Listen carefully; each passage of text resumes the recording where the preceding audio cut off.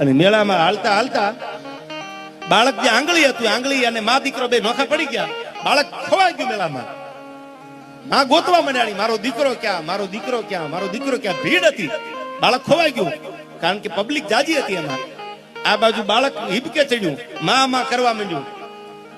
એટલે તરત બાળકને ઓલો રૂપિયા વાળો માણસ, શ્રીમંત માણસ જે પાછળ હાલ્યો આવતો, એને મોકો જોયો કે માં અને બાળક નોખા પડી ગયા, બાળકને રમકડા લેવા છે. એની જનેતા આગળ પૈસા છે ને, ગરીબ છે.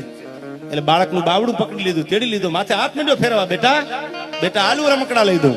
બોલ બેટા, તું કઈ રમકડા લઈ દઉં, તું કઈ લઈ દઉં, ગાડી લઈ દઉં, તું બોલ મોઢામાંથી. કજીએ ચડેલું બાળક રોતા રોતા એટલું બોલ્યું તું કે મારે એકેય રમકડું નથી લેવું, મને મારી માં ગોતી દો, મારી માં વગર હું નહીં જીવી શકું.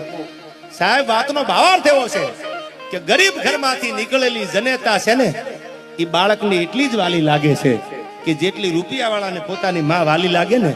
એ કજીએ ચડેલું બાળક રમકડા ભૂલી ગયો, વસ્તુ લેવાનું ભૂલી ગયો. એ એક જ રટણ કરતું હતું, મને મારી માં ગોતી દો, મને મારી માં ગોતી દો, મને મારી માં ગોતી દો.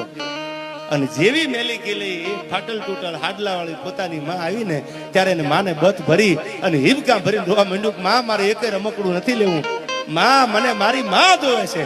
આ માનો પ્રેમ છે યાર.